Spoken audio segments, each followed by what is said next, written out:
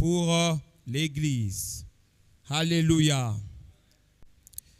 Et ce thème est tiré de l'épître de Paul aux Corinthiens au chapitre 9. C'est le verset 16. Si j'annonce l'évangile, ce n'est pas pour moi un sujet de gloire, car la nécessité m'en est imposée. Et malheur à moi si je n'annonce pas l'évangile. L'apôtre Paul est en train de nous faire voir, en train de parler aux Corinthiens, en train de nous parler à travers les Corinthiens.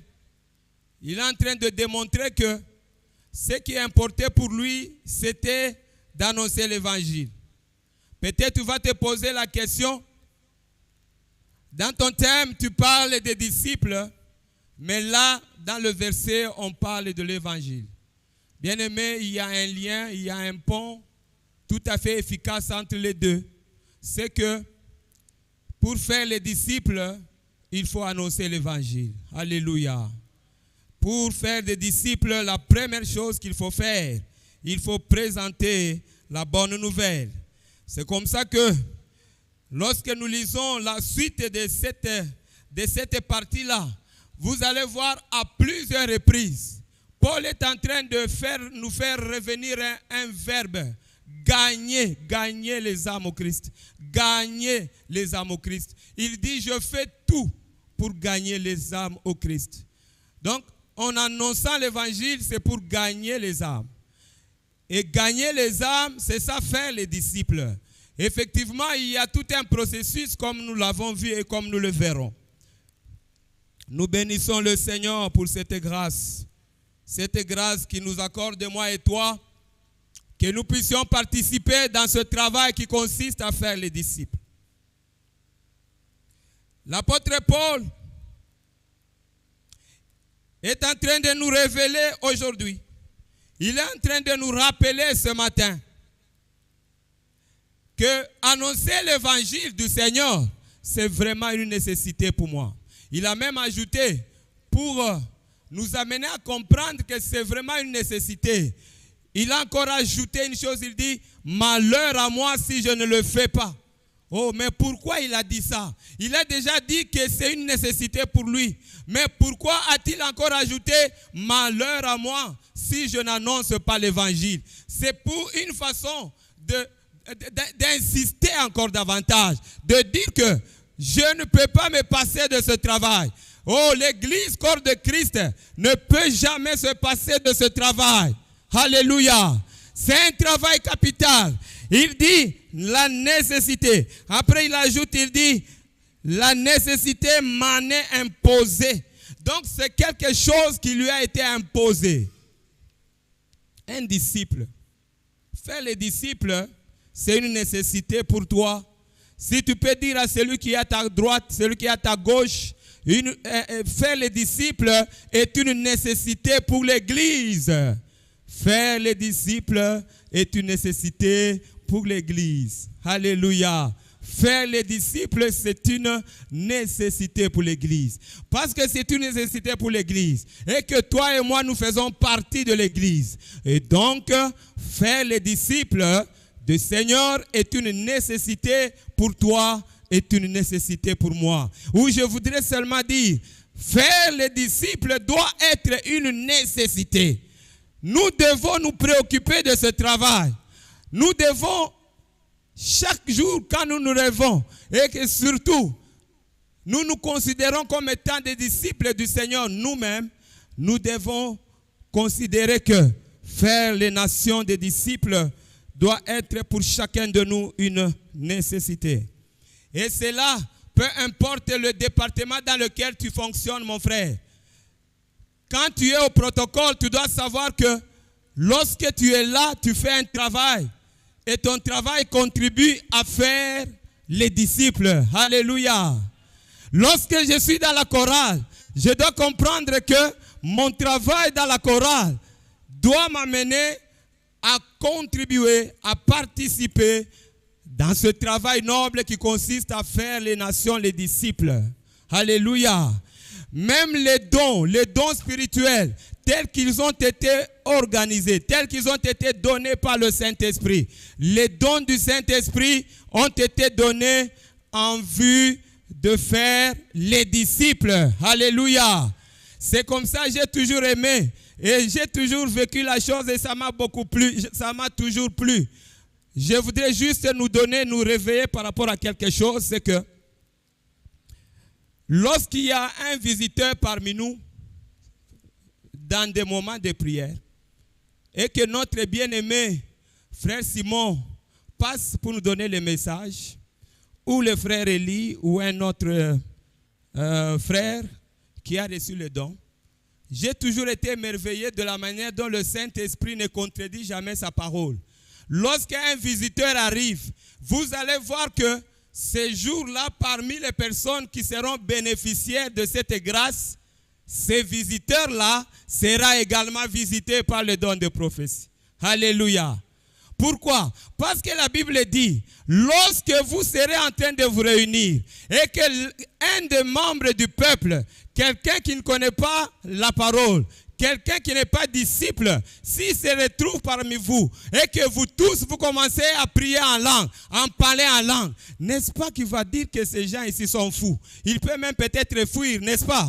Il peut dire, non, je me retrouve au milieu des gens qui sont frappés de la folie.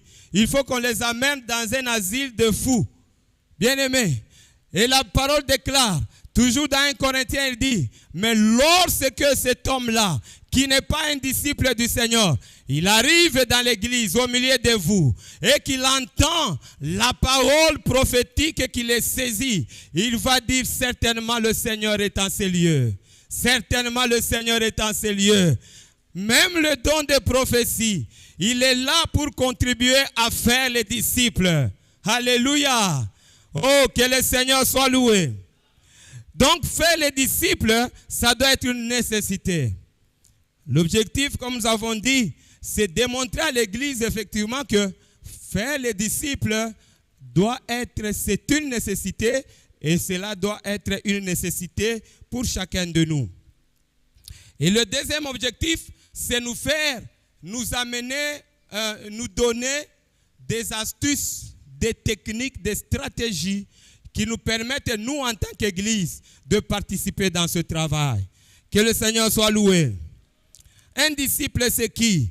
Un disciple, pour faire court, nous sommes entrés en détail pendant la semaine. Un disciple, c'est une personne qui suit des enseignements auprès d'un maître.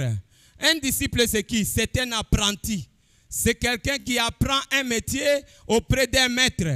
Et lorsque nous entrons encore dans les détails, nous allons comprendre que lorsqu'on parle d'un disciple, on est devant quelqu'un qui apprend le métier, qui apprend une activité quelconque devant un autre qui est un maître, qui connaît, qui maîtrise l'activité. Et maintenant, qu'est-ce qui va se passer? C'est que le maître va commencer à donner des enseignements. Un disciple, c'est une personne qui reçoit des enseignements. Il doit les recevoir de manière continue. Il va recevoir afin d'obtenir un objectif, une finalité, c'est quoi? C'est que le disciple doit arriver à faire comme son maître. Alléluia. Un disciple doit arriver à faire ce que son maître fait. Lorsque quelqu'un est maçon, et dans ce domaine-là, vous allez voir les activités, je vais dire quoi? Les travaux manuels. Comme par exemple la maçonnerie. Vous allez voir que les bons maçons ont été disciples auprès des maîtres qui connaissaient bien ce travail. Un bon mécanicien, il a été un disciple quelque part auprès des maîtres qui étaient aussi un grand mécanicien.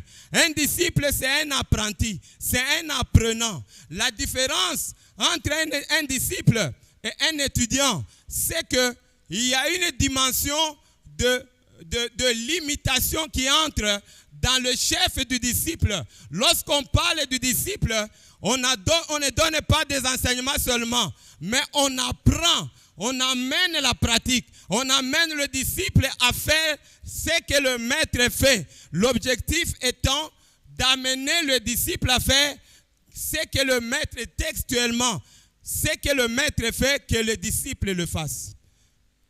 Voilà pourquoi le Seigneur a dit, allez, faites des nations les disciples. Alléluia.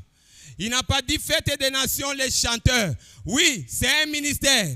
Oui, nous devons chanter, nous devons former. Mais derrière tout cela, il y a une activité d'abord de disciples qui doit être faite. Alléluia. Ne peut être un bon adorateur qu'un bon disciple. C'est pourquoi nous bénissons le Seigneur pour les enseignements de notre papa qui nous a parlé de l'adorateur vrai. Un adorateur vrai, c'est un adorateur qui est d'abord disciple. Voilà pourquoi, bien-aimés, c'est très important que nous puissions faire les disciples du Seigneur. Et dans la Bible, lorsqu'on parle des disciples, nous avons pris l'exemple de les 4 premiers disciples que Jésus a appelés. Le Seigneur Jésus a appelé Pierre et André son frère. Il a ensuite appelé Jacques et Jean son frère. Les 4 disciples-là, lorsque le Seigneur les a appelés, la première chose, il a fait quoi? Et dans la méthodologie du travail du Seigneur Jésus, nous voyons ce que le disciple doit être et ce que le maître doit faire également. Il y a la part du maître, également la part du disciple. La première chose, on a dit, pour devenir un disciple du Seigneur Jésus, la première chose, il faut entendre la bonne nouvelle qui est l'évangile. Il faut avoir entendu l'évangile. Bien-aimés, aujourd'hui, les églises sont remplies de personnes qui vont à l'église, mais qui ne sont pas des ayants droit parce qu'ils ne sont pas des disciples. L'église, c'est un corps formé de disciples. C'est un ensemble de disciples. C'est un rassemblement de disciples. Ce sont les disciples que Jésus viendra chercher dans quelques temps. Jésus va revenir. Et quand il va revenir, il viendra chercher ses disciples. Un disciple, c'est celui qui a entendu d'abord la parole. Le Seigneur, il dit, oui, le diable, le serpent va te mordre les talons, mais toi, tu vas lui écraser la tête. Ce sont des choses qui annonçaient des actions que le Seigneur s'est préparé à faire. Il a pris les feuilles de figues, il les a revêtues, Adam et Ève. Bien-aimés, c'est l'image du revêtement de Jésus qu'il allait nous donner lorsque lui allait revenir. Il allait venir sur cette terre. C'est comme ça qu'il a dit, le temps est approché. Le temps s'est approché. Mais moi et toi aujourd'hui, nous n'allons pas dire que le temps est accompli. Nous allons dire que ce temps nous sommes déjà dans ce temps-là. Le deuxième message que Jésus a donné à ses disciples, il a dit, le royaume de Dieu s'est approché. Le royaume de Dieu, c'est quoi? C'est une sphère dans laquelle la glorieuse présence de Dieu se manifeste auprès de son peuple. Quelqu'un qui entre dans le royaume de Dieu, il va vivre de manière particulière la grâce de Dieu. Il va vivre de manière particulière la présence de Dieu. Il va vivre de manière spéciale la bonté de Dieu. Voilà pourquoi nous devons être des disciples. Et c'est là il faut entendre l'évangile. Et pour nous aujourd'hui, l'évangile c'est quoi? L'évangile c'est juste dire à une personne qui n'est pas convertie, Jésus t'aime.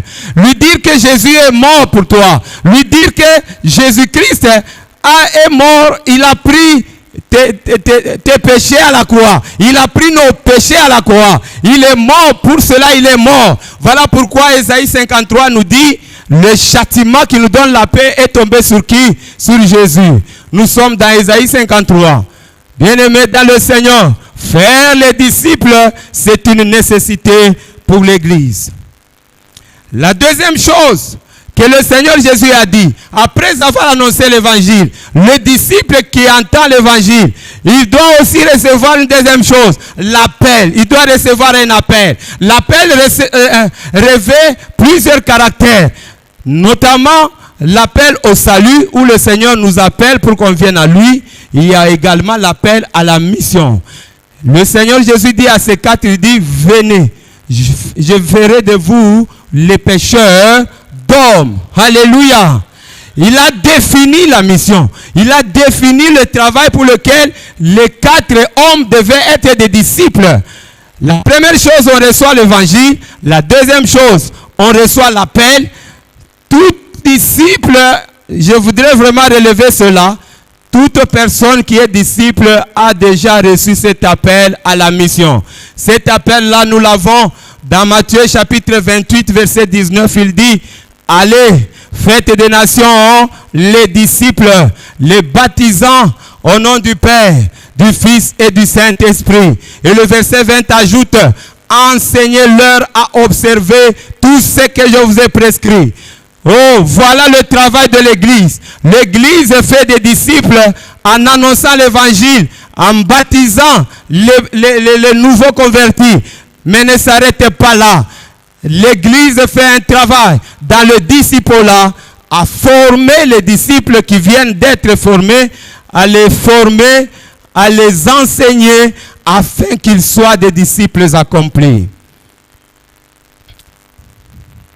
La troisième chose que les disciples doivent faire, les disciples du Seigneur, là nous sommes dans la Bible, la troisième chose, après avoir entendu l'évangile, après avoir reçu l'appel, la troisième chose, il doit croire en Jésus. C'est ce qu'on appelle la repentance, c'est ce qu'on appelle plutôt la conversion.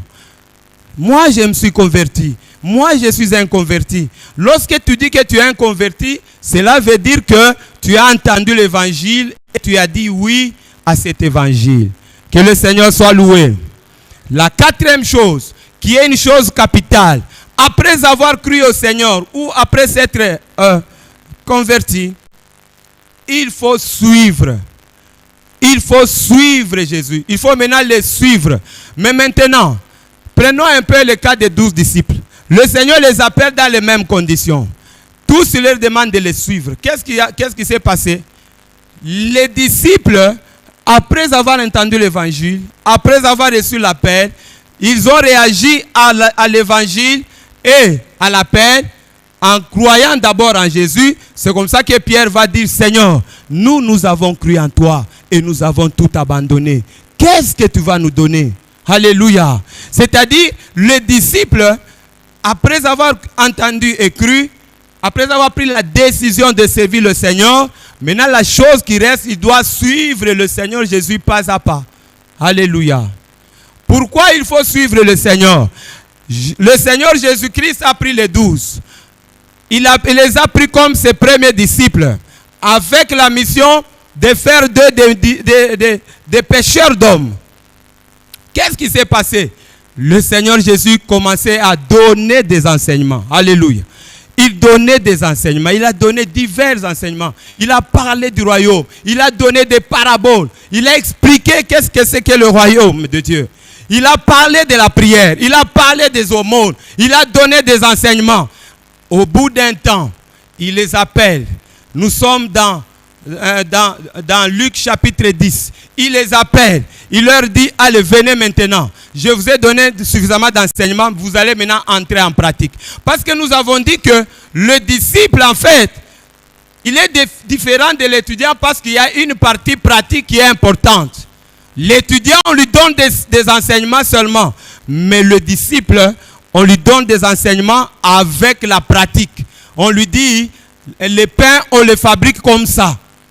Et un moment, il va prendre toi-même le maître, tu prends la pâte, tu commences à malaxer la pâte devant les disciples. Tu es en train de le faire voir comment ça se fait. Et un jour, tu lui diras, maintenant toi aussi prends la farine, mélange, mets de l'eau, fais ceci, et toi tu es là en train de les suivre. Et c'est ce que le Seigneur a fait dans Luc 10. Il les appelle, 2 à 2, il les envoie. Amen. Il les envoie. Ça, c'était une formation. Et à leur retour, ils disent, Maître, oh, ils rentrent tout joyeux. Ils disent, Maître, même les esprits nous étaient soumis. Même les démons nous obéissaient. Lorsqu'on disait à un démon de quitter, il sortait. Alléluia. Ça, c'était la pratique. Il les a amenés dans la pratique. Même la prière, c'était la même chose. Bien-aimés dans le Seigneur, faire des disciples, cela c'est une nécessité pour l'Église. Pour être un bon chrétien, Pour être un bon disciple, ne peut jamais passer par ne peut être un bon disciple sans passer par les enseignements. Tu ne peux jamais être un bon disciple sans t'asseoir au pied de l'église et apprendre, être enseigné.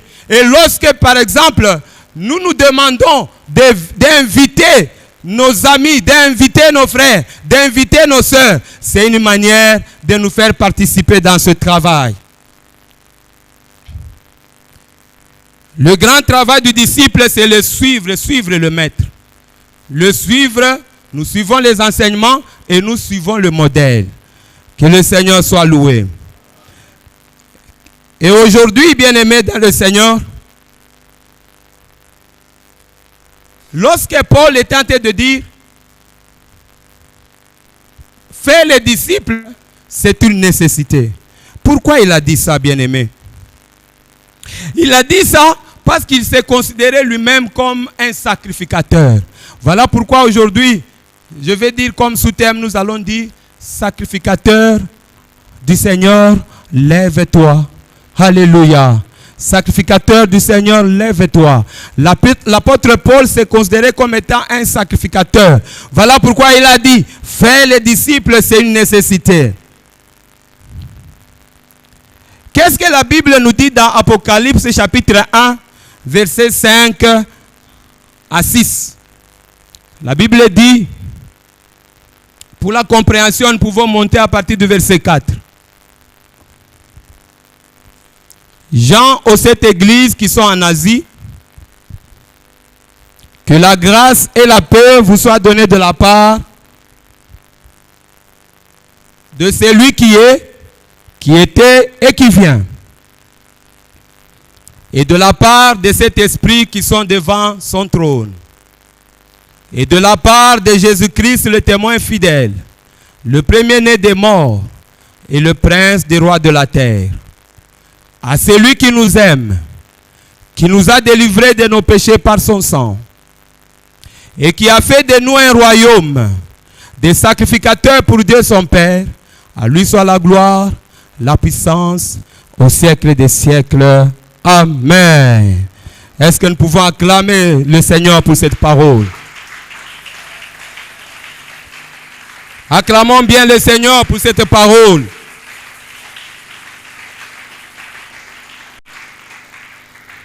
Pourquoi l'apôtre Paul est en train de dire que faire les disciples ou bien proclamer l'évangile était une nécessité qui lui était imposée? Quand une nécessité vous est imposée, vous n'avez pas d'autre choix qu'à faire la chose qui vous est demandée, n'est-ce pas? C'est ça que Paul était en train de vivre. Il s'est considéré la première chose comme un sacrificateur. Or, les sacrificateurs, moi et toi, nous sommes des sacrificateurs. La Bible nous dit, Jésus-Christ de Nazareth nous aime. Il nous a tellement aimés. Toi qui es là, tu dois noter que Jésus-Christ t'aime. Le Seigneur nous a tellement aimés. Parce qu'il nous a aimés, qu'est-ce qu'il a fait? Il a offert sa vie en sacrifice à la croix, qu'il a payé pour que moi et toi, nous soyons libérés. Nous soyons arrachés du pouvoir du diable. Là où nous étions esclaves du péché. Là où nous étions esclaves de l'ivrognerie. Lorsque la personne était en train de s'enivrer, il n'avait pas la force de se défaire de cette puissance-là. Il était esclave dans le monde des ténèbres. Il était esclave du diable qui l'a poussé à faire ces choses. Mais Jésus, que la gloire lui soit rendue, parce qu'à cause de son amour, il a versé son sang. Et ce sang est un prix important qu'il a payé pour nous racheter. Il est venu nous acheter avec son sang. Il a fait de nous maintenant un royaume. La rédemption fait deux choses. La rédemption du sang de Jésus nous rachète. Et la deuxième chose, nous amène dans le sacerdoce. Le sang de Jésus-Christ fait de nous des sacrificateurs. À partir du moment où tu crois en Jésus, tu entends l'évangile, tu crois en Jésus, tu te fais baptiser dans l'eau profonde. En ce moment-là, il y a une première chose qui se passe. Le Seigneur Dieu, il t'a fait sortir du royaume du diable, il t'introduit dans le royaume de Dieu. C'est pourquoi j'ai béni le Seigneur pour la chanson que nous avons chantée le matin, où il a dit, oh, quel privilège nous avons d'avoir un Dieu si merveilleux, qui fait tomber la pluie sur les méchants comme sur les bons, qui nous donne des saisons agréables, où nous avons des fruits, qui nous donne à manger, qui nous nourrit, qui nous protège, qui veille sur nous et surtout qui nous assure la victoire dans les combats. Alléluia. Oh, acclamons ce Dieu. Sois glorifié. Oh Seigneur. À toi qui es là, à toi qui nous suis, à partir de la maison, je voudrais te proposer d'autres versets qui corroborent, oh, Ezali, qui confirment le fait que Jésus a fait de nous des sacrificateurs. Il y a également Apocalypse chapitre 5, versets 9 à 10. Ça dit la même chose. Il y a également 1 Pierre chapitre 2, verset 5, verset 9. Tous ces versets-là nous amènent à une réalité. Lorsque nous venons à Jésus, nous devenons des sacrificateurs de Jésus. Mais quel est le travail du sacrificateur? Le travail du sacrificateur, dans l'Ancien Testament, où le Seigneur avait institué ce qu'on appelle les sacerdoces, ça constituait à jouer un rôle d'intermédiaire entre le peuple de Dieu et Dieu. Les sacrificateurs étaient des intermédiaires.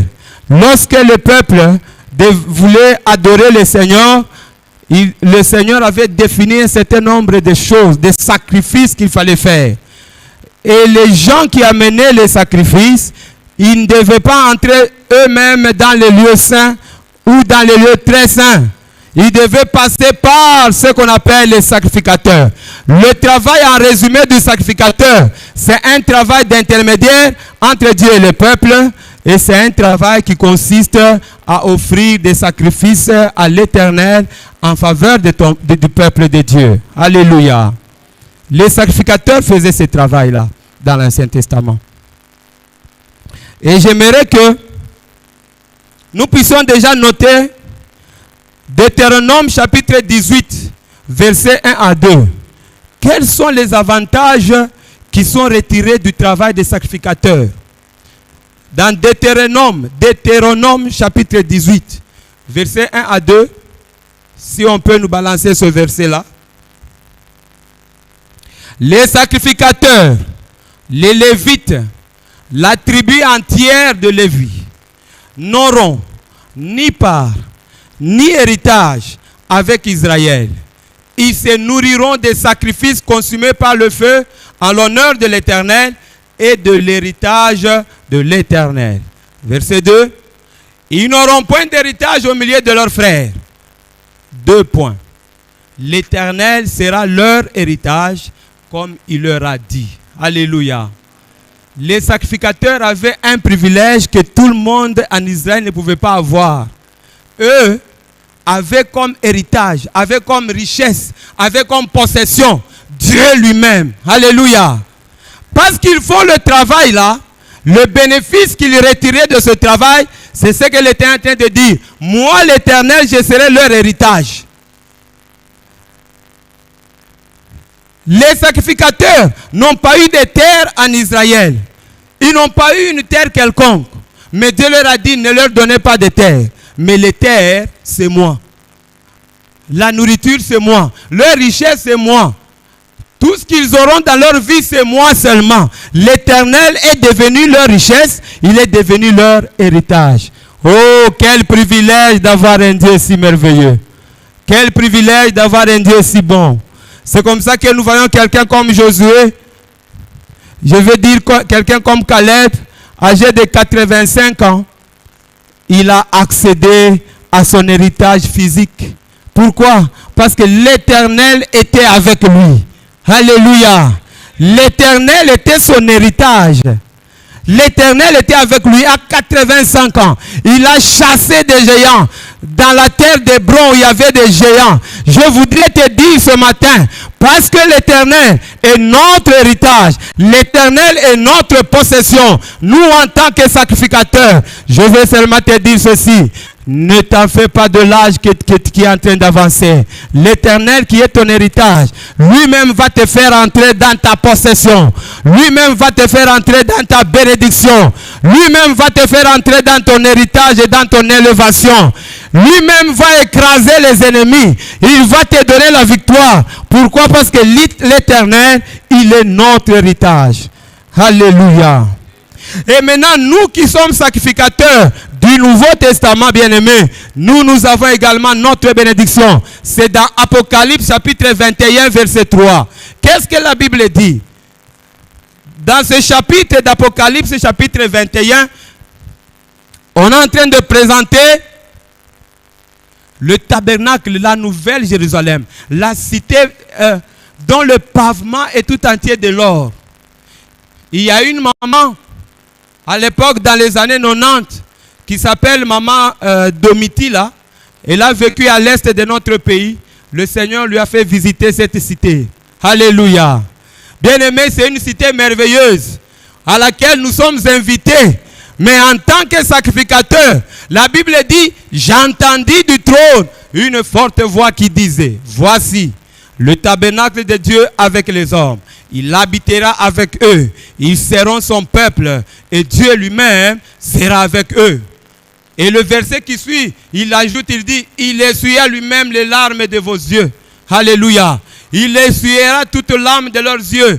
Lorsque nous entrons dans notre héritage, où l'Éternel sera avec nous, lorsque nous irons dans notre cité où nous allons vivre l'éternité, il n'y aura pas de larmes, tu n'auras pas à souffrir, tu ne vas pas pleurer, parce que l'Éternel, il sera là pour te consoler. Il sera là pour essuyer les larmes de souffrance que tu as connues sur la terre, toutes les misères que tu as connues là, dans ce tabernacle où nous allons vivre face à face avec le Seigneur.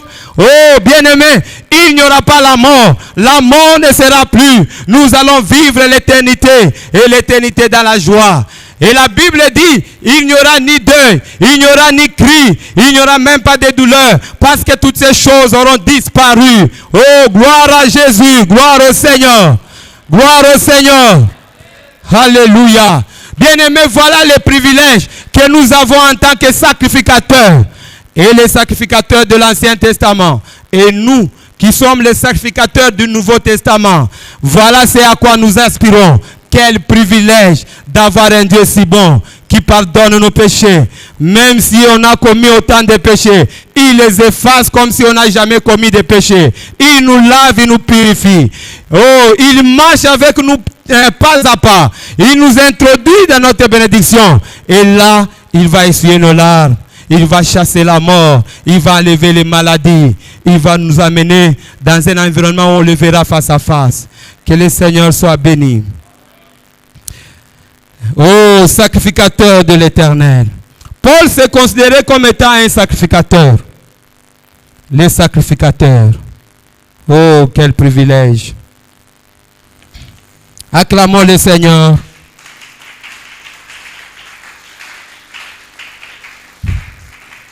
Maintenant, le sacrificateur lui-même, peut-être tu te poses des questions. Celui de l'Ancien Testament, il égorgeait les bêtes. Il est présenté, il venait présenter le sang, il faisait toutes ces choses. Mais toi et moi, en tant que sacrificateurs, qu'est-ce que nous faisons? Nous offrons ce qu'on appelle les sacrifices, les victimes spirituelles. Alléluia. Tu n'es pas obligé de tuer un cheval. Tu n'es pas obligé de tuer, c'est pas un bœuf, ou une vache, une poule, un pigeon. Non. Non. Les choses ont avancé, les choses ont évolué. Que le Seigneur soit loué. Il y a dans la Bible six formes de sacrifices que toi et moi en tant que sacrificateurs, nous devons offrir au Seigneur. Le premier sacrifice, nous bénissons le Seigneur pour notre daddy qui nous en a déjà parlé. Il nous a parlé du premier sacrifice, le sacrifice de notre corps.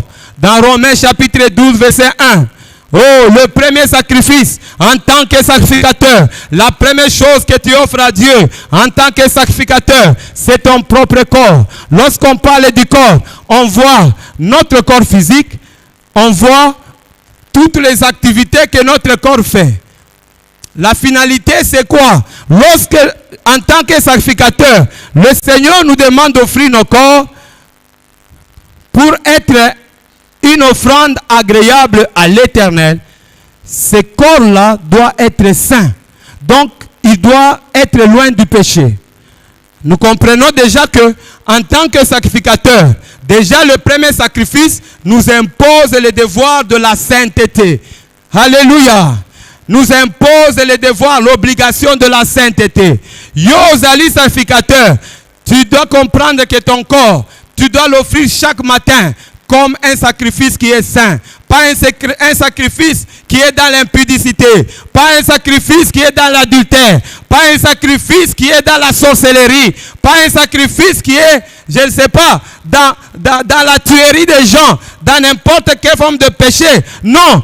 Le premier sacrifice de notre corps, c'est un sacrifice vivant. Pourquoi il est vivant? Parce que tu n'es pas obligé de te tuer. Bien-aimé dans le Seigneur, le monde, le diable a pris la réalité, il l'a renversée. J'ai lu dans les réseaux sociaux une histoire très touchante où une fille a grandi chez sa grande sœur. Après avoir fini l'université, elle n'avait pas le travail. Et après, pour avoir le travail, elle est tombée sur un féticheur qui lui a demandé de sacrifier sa grande sœur qu'il a élevée. Le Seigneur va révéler. Le Seigneur va demander au pasteur, va dans la maison de cette sœur-là, va prier. Lorsqu'il arrive, le Saint-Esprit demande, passe derrière. Mais comment Dieu me demande d'aller prier derrière? Alors, quand le pasteur était en train de tourner derrière la maison pour aller prier, conformément aux orientations du Saint-Esprit, et la sœur, la responsable de l'église, et la petite sœur qui a fait ces histoires, savait que c'est derrière qu'on avait pris, c'est pas un nombre là, donc 6 ou 7 tiges d'allumettes qui étaient liées par un fil rouge. On a mis ça dans une bouteille, on a enterré derrière la maison et après on a fait des cérémonies. Et le pasteur, quand il est arrivé là-bas, le Saint-Esprit l'a amené à prier et quand il a commencé à prier, directement, la sœur là, elle est devenue folle. Alléluia. Elle est tombée dans la folie et notre sœur et sa famille ont été délivrés. Pourquoi cela? Parce que le diable dit, il faut sacrifier. Il prend les versets de l'Ancien Testament. Il dit, pour avoir telle chose, il faut me sacrifier ton père. Il faut me sacrifier ta femme. Il faut me sacrifier tes parents. Non, nous sacrifions nos corps. Ce sont des sacrifices vivants. Alléluia. Il est vivant. Tu ne vas pas te tuer, mais tu vas mourir spirituellement. Tu offres ton corps à Jésus. Lorsque nous offrons nos corps comme des sacrifices, c'est-à-dire nous faisons de notre corps des instruments de justice. La finalité, c'est que nos corps soient des instruments de justice. Des instruments à travers lesquels nous manifestons la justice de Dieu auprès du monde. Que le Seigneur soit loué. Est-ce que ton corps, oh cher sacrificateur, est-ce que ton corps est sacrifié? Tu dois le sacrifier. Le deuxième sacrifice, c'est le sacrifice qu'on appelle le sacrifice de louange. Bien-aimés dans le Seigneur, oh, que le Seigneur soit loué. Nous sommes dans Hébreux chapitre 13, verset 15. La Bible dit, par lui, offrons à l'Éternel les sacrifices de louange qui sont les fruits de nos lèvres qui glorifient le Seigneur. Donc, chaque fois que tu loues le Seigneur, tu es en train d'offrir des sacrifices à Dieu. Alléluia. La louange, oh, par lui offrons sans cesse à Dieu un sacrifice de louange. C'est-à-dire quoi le sacrifice de louange? Ça consiste en quoi? Ça consiste seulement dans les fruits de tes lèvres qui doivent célébrer l'Éternel. Lorsque rien ne marche dans ta vie, loue le Seigneur. Alléluia. Lorsque tout va bien dans ta vie, loue le Seigneur. En faisant cela, tu es en train d'agir comme un sacrificateur. Tu es en train d'offrir des parfums agréables à Dieu. Oh, que le Seigneur soit loué.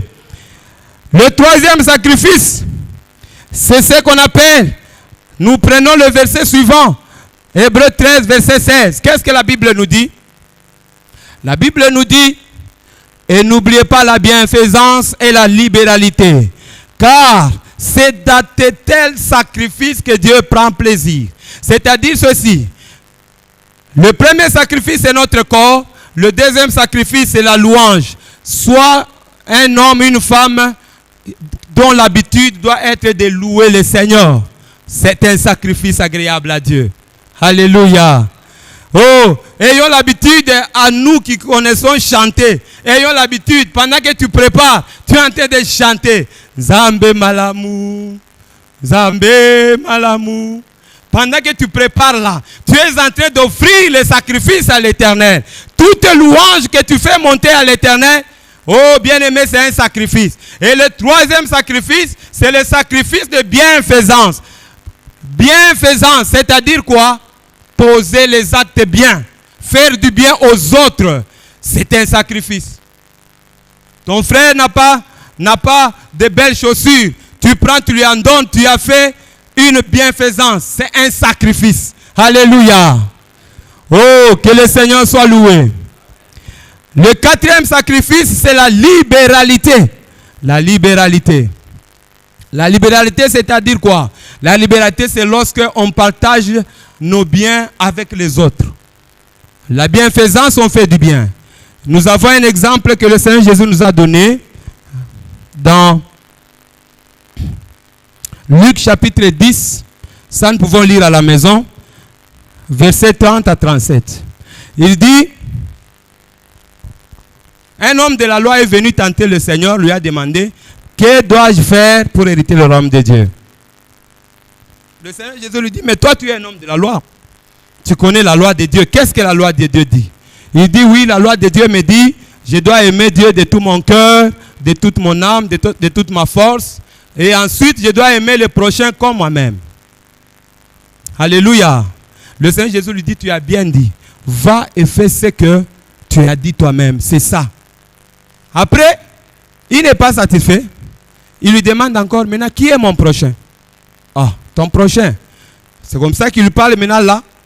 Il dit, il donne une parabole. Un homme qui est tombé entre les mains des brigands. Les brigands l'ont pris, l'ont frappé, l'ont laissé presque mort. Un sacrificateur est passé par là, ne s'est pas chargé de ce cas. Il est passé à côté, mais un Samaritain est venu. Qu'est-ce qu'il a fait? La Bible dit, un Samaritain qui voyageait, étant venu là, fut ému de compassion. La bienfaisance suppose avoir un cœur de compassion. Au verset 34, la Bible dit, il s'approcha et banda ses plaies. Voilà les actes de bienfaisance. Il s'est approché de l'homme, il ne l'a pas évité, il a bandé les plaies, il s'est occupé de ses plaies, il a versé de l'huile, il a versé du vin. C'est le symbole des médicaments, de tout ce qu'il y a comme traitement, afin de traiter la plaie. Après, il les prend dans son véhicule, il l'amène à l'hôpital. Ça, c'est un sacrifice que cet homme a fait. Et qu'est-ce que le Seigneur dit au verset 37? Il dit à cet homme, au verset 37, il dit, à la fin, il dit, va, toi, et fais de même. Que le Seigneur soit loué. Le Seigneur nous demande de faire de même. Il y a une sœur qui n'enfantait pas. C'est une histoire dont on avait parlé au travail à l'époque, il y a quelques années. Alors cette maman-là, cette jeune sœur, elle n'enfantait pas. Alors un matin, elle entend au portail quelqu'un qui est en train de frapper très fort. Vraiment de manière très désordonnée, c'était le matin. Alors la sœur qui était seule, elle sort, elle ouvre le portail. Et qui elle voit devant? Elle voit un fou qui est là devant. Tout sale. Et le fou lui dit, Nzala, Nzala, j'ai faim. Bien aimé dans le Seigneur. Il y a les foufous dans sa maison de la veille qu'elle voulait aller jeter. Elle dit, bon, je lui donne quand même à ce fou ici. Comme il dit qu'il a faim. Elle a fait entrer le fou dans son salon. Alors elle est allée ramasser tous les morceaux de foufou là que les enfants avaient jetés là. Elle a amené la corbeille là. Elle est venue déposer devant le fou. Le fou a mangé avec appétit. Il a mangé avec appétit, vraiment de manière trop sale, mais il mangeait avec avidité. Et quand il a fini, il se lève. Après, il dit, Ozobotamouane. Alléluia. Ozobotamouane. Alors maintenant, la femme elle a été vraiment surprise. Mais c'est monsieur ici, qu'est-ce qu'il dit? Et pendant qu'il parle, il est en train de rire. Il sort de la maison, il sort le portail, il est parti. Et quand la femme sort, il regarde à gauche, à droite. Il n'a pas vu le monsieur. Effectivement, les paroles que ce fou avait dites se sont accomplies. Alléluia. Quelque temps après, la maman a eu à avoir un enfant et le Seigneur l'a béni. Pourquoi le Seigneur l'a béni? Parce que Dieu a vu que l'acte qu'il a posé, c'était tout un sacrifice. La particularité des sacrifices, c'est que ça monte tout droit au trône de Dieu. Ça touche Dieu. Le cœur de Dieu est touché. Bien-aimé, il y a des doctrines où on dit, lorsque, avant de donner quelque chose à quelqu'un, tu dois connaître son état d'âme. Bien-aimé, ce n'est pas dans la Bible. Il n'y a aucun verset qui te dit que, avant de donner 1000 francs à quelqu'un qui te demande l'aumône, tu dois lui demander, est-ce que toi tu es disciple, tu es chrétien? Est-ce qu'en toi il n'y a pas la sorcellerie? Est-ce qu'en toi tes parents ne t'ont pas laissé des germes de la magie? Parce que si tu lui donnes, il va te bloquer. Lorsque tu donnes un acte de bienfaisance, nous les sacrificateurs, nous les disciples de Jésus, nous les faisons comme un sacrifice. Alléluia. On le fait comme un sacrifice. Même si tu es sorcier, je prends mes 1000 francs, je te donne. Tu ne vas pas me bloquer. C'est un sacrifice que toi, tu ne vas pas garder dans ta main. Ça va monter tout droit au ciel. Et le Seigneur va me bénir. Bien-aimés dans le Seigneur, nous devons poser les actes de sacrifice, les actes de bienfaisance. La libéralité également, nous partageons le bien avec ceux qui n'en avaient pas.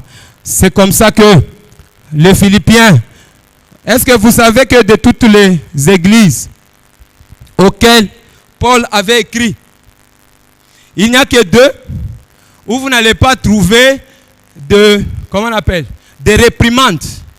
Il y a 2 lettres. La première lettre, c'est les Philippiens. La deuxième lettre, c'est les Thessaloniciens. Ce sont les 2 églises où vous ne trouverez pas de réprimandes. Paul n'a pas réprimandé ces gens. Pourquoi? Les Philippiens, c'était la seule église, dans toutes les églises où Paul est passé pour annoncer l'évangile, la seule église qui est venue voir Paul qui a dit, apôtre, nous on veut commencer à t'aider dans ton ministère.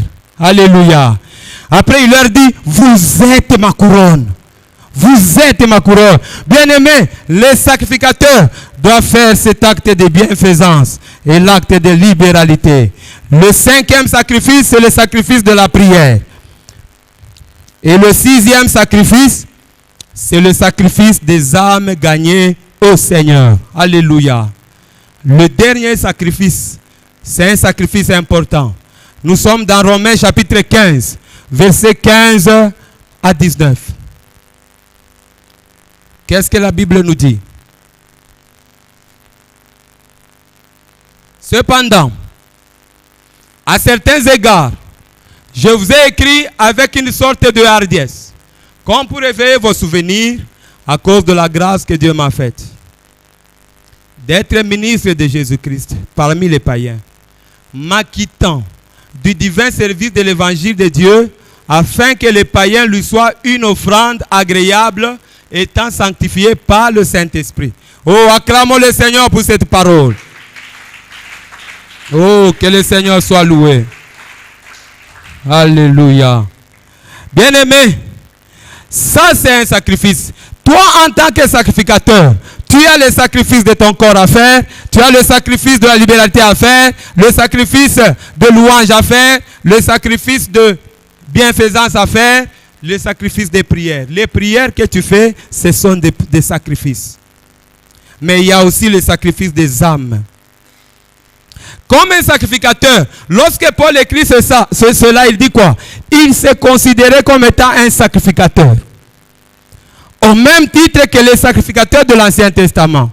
À la différence que Paul n'égorigeait pas les animaux, mais il prenait les païens. Un païen, c'est celui qui ne connaît pas Jésus. Il prenait les personnes qui ne connaissent pas Jésus, il les amène dans le royaume. Alléluia. en faisant ce travail-là, il est en train de faire un sacrifice. Bien-aimé dans le Seigneur, toi qui ne participes pas dans l'évangélisation, tu es en train de passer à côté d'un sacrifice important. Un sacrifice important. Il dit ceci, afin que le païen soit un sacrifice, une offrande agréable à l'Éternel. Lorsque tu présentes l'évangile à une personne, tu dis seulement à la personne, Zambe alingiyo, yake pana Yesu. Yesu akufela kiyo. Lorsque tu dis ces choses et que la personne accroche le message que tu lui donnes, il se convertit au Seigneur. Cette personne-là, toi tu l'as amené au Seigneur, tu as fait un travail de sacrificateur. Tu as fait un travail de sacrificateur afin que le païen soit une offrande agréable sanctifiée par Dieu. Voilà pourquoi la Bible dit, il y a la joie au Seigneur lorsqu'une âme se convertit au Seigneur, parce que c'est un sacrifice qui plaît à Dieu. Que le Seigneur soit loué. Chers sacrificateurs de l'Éternel, le sacerdoce actuel ne tient pas compte du genre. Que tu sois frère ou soeur, tu es sacrificateur. Que tu sois papa ou maman, tu es sacrificateur. Le plus important, sois seulement disciple. Quand on est disciple de Jésus, automatiquement, on joue la fonction de sacrificateur. On a des sacrifices à donner. Et parmi ces sacrifices, les âmes sont amenées au Seigneur.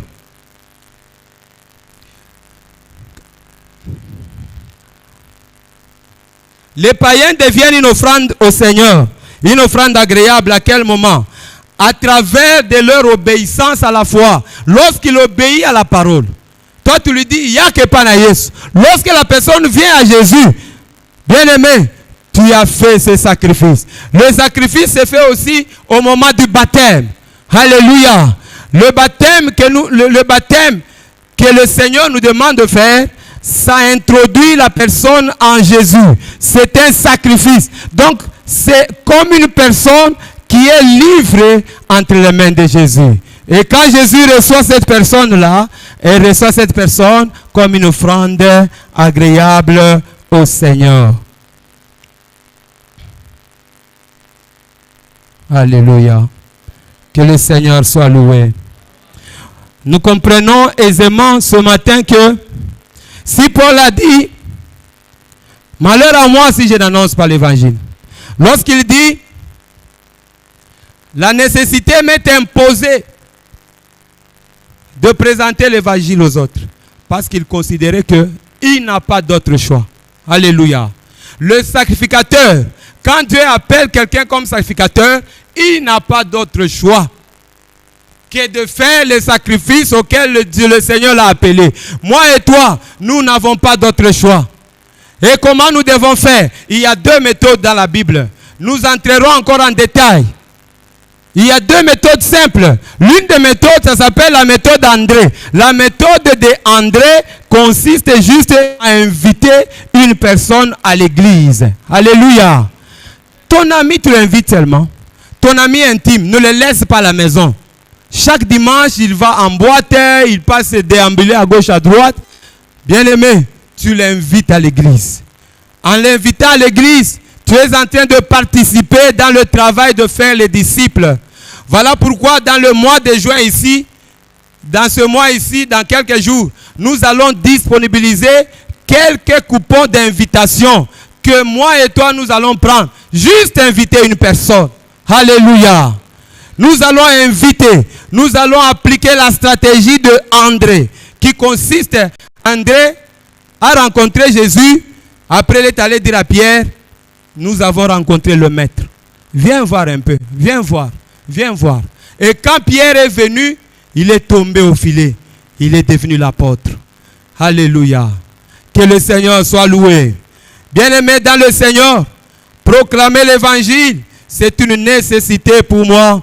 C'est une nécessité pour toi parce que tu es un sacrificateur. Parce que parmi les sacrifices que tu dois offrir, il y a les sacrifices des âmes que nous devons offrir au Seigneur.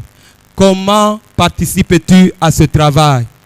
Comment exerces-tu ton ministère de sacrificateur?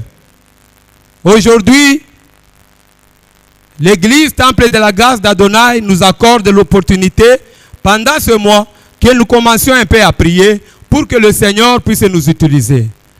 Je bénis le Seigneur parce que les mêmes enseignements qui étaient donnés l'année passée avaient produit quand même des résultats. Alléluia. Je bénis le Seigneur pour Mamie Esther. Oh, Maman Esther, vous pouvez vous tenir un peu debout. Nous allons bénir le Seigneur pour cette maman. Oh, bénissons le Seigneur. Gloire à Jésus. Oui, maman, que le Seigneur vous bénisse. Maman Esther est parmi les personnes qui ont appliqué les enseignements qui étaient donnés l'année passée. Et elle a fait un travail de sacrificateur. Laisse que le sacrifice qui est monté auprès de Dieu, à travers le travail que vous avez fait, que le Seigneur s'en souvienne. Alléluia. À moi et à toi, nous également, nous pouvons faire le même travail. Gagner les âmes, ce n'est pas seulement le pasteur qui doit le faire. Gagner les âmes, ce n'est pas un travail de l'évangéliste seul. C'est un travail de toute l'Église. C'est une obligation. C'est une nécessité. Mais qu'est-ce que toi tu fais? Ce que tu dois faire, invite seulement tes amis, invite tes frères, invite tes soeurs, invite toutes tes connaissances, amène-les. Tu ne sais pas que parmi eux, il y a un grand apôtre qui va amener ta bénédiction dans ta vie. Parmi eux, il y a un chanteur important qui va faire que quand tu le regarderas, oh, et quand le Seigneur verra cette âme, un sacrifice que tu as amené, le Seigneur te bénira encore davantage. Le Seigneur multipliera sa bénédiction dans ta vie. Que le Seigneur soit loué. Le sacrifice que le Seigneur aime, ce sont les 6 sacrifices, mais celui des âmes, il est aussi très important. L'Église a tendance à négliger ce sacrifice. Voilà pourquoi je voudrais que le dernier sacrifice, comme d'ailleurs tous les autres, requiert la puissance du Saint-Esprit. J'aimerais que nous puissions un peu prier. Nous puissions demander à Dieu de nous rendre capables. Malheur à moi si je n'annonce pas l'évangile.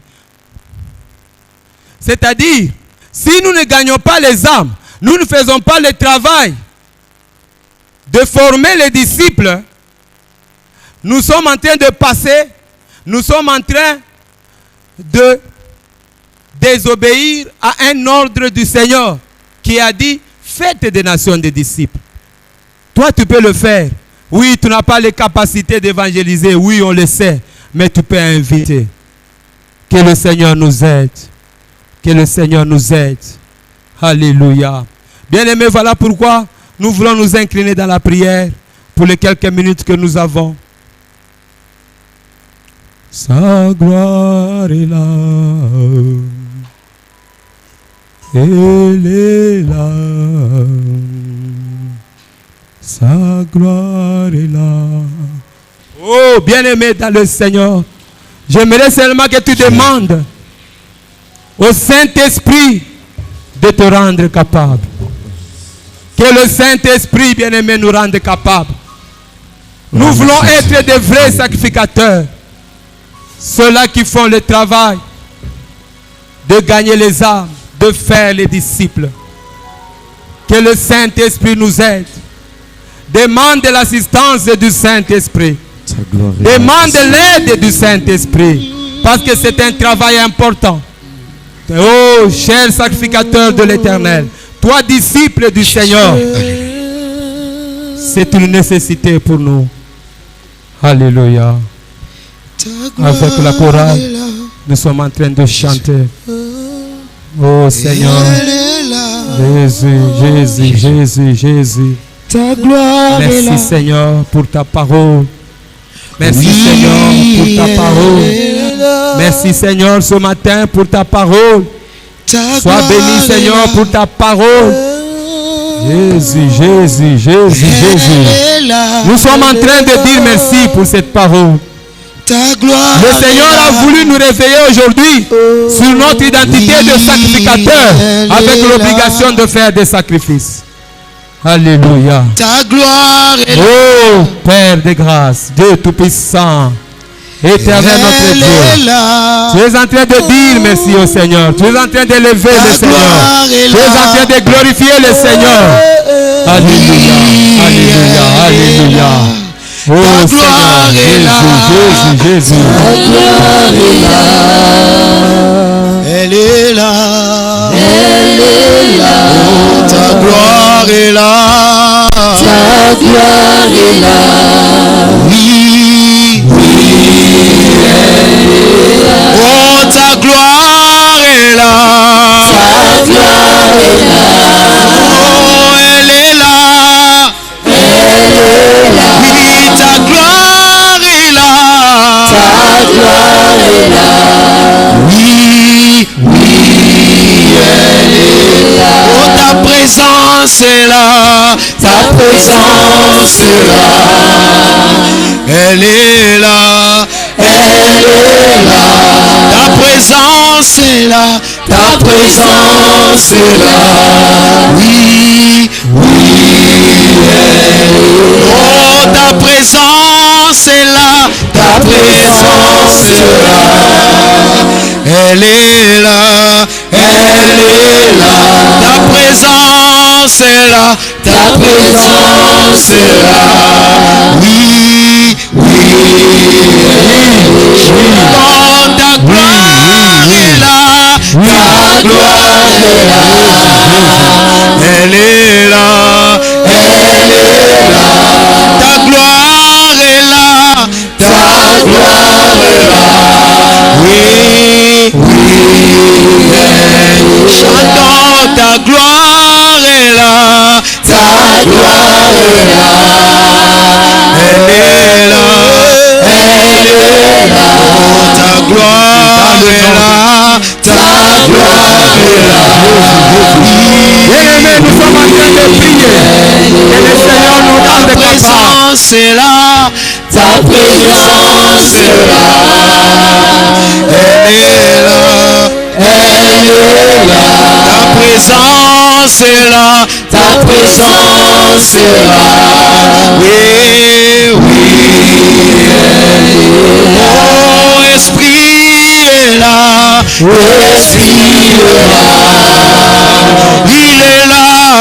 Il est là. Esprit est là. Esprit est là. Oui, oui. Nous sommes en train de demander au Saint-Esprit que le Saint-Esprit te rende capable. Oh Seigneur Jésus, que ton Esprit, Seigneur, nous assiste ce matin afin que nous soyons capables, Seigneur, éternel Dieu, de proclamer la parole, d'annoncer l'évangile, Seigneur. Oh bien-aimé, adresse à Dieu la prière. Faire les nations, les disciples, c'est une nécessité. Pour ne pas dire une obligation. Oh, ça requiert que le Seigneur te donne par le Saint-Esprit les aptitudes. Demande au Seigneur que le Saint-Esprit puisse maintenant te donner la force ce matin. Demande à Dieu que le Saint-Esprit te rende capable. Nous voulons ce matin avoir une force nouvelle par le Saint-Esprit. Nous sommes en train de prier. Prie le Seigneur, prie le Seigneur, au nom de Jésus. Oh Seigneur notre Dieu, dans le nom de Jésus, Père de grâce, nous avons besoin du Saint-Esprit ce matin, Seigneur, afin que nous soyons capables, que la puissance du Saint-Esprit, la puissance du Saint-Esprit, éternel Dieu, puisse toucher, puisse chacun de nous, Seigneur. Allume à nous le feu du Saint-Esprit, qui fasse de nous les témoins du Seigneur, qui annonce la parole, qui annonce la parole, qui annonce l'évangile. Éternel Dieu, Père céleste, notre Dieu, la puissance du Saint-Esprit. Oh Seigneur mon Dieu, que la puissance du Saint-Esprit, que la puissance du Saint-Esprit puisse toucher tout un chacun de nous, dans le nom de Jésus. Oui Seigneur, merci éternel. Oh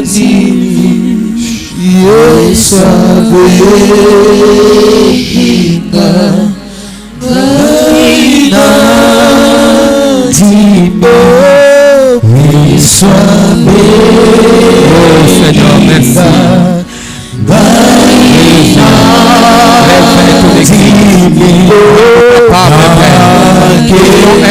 Disciples, agis Saint-Esprit, et manifeste-toi, que ton Église soit Gaïna Dime Yeswa Beginga Gaïna Dime Yeswa Beginga Gaïna Dime Gana Kede Kosa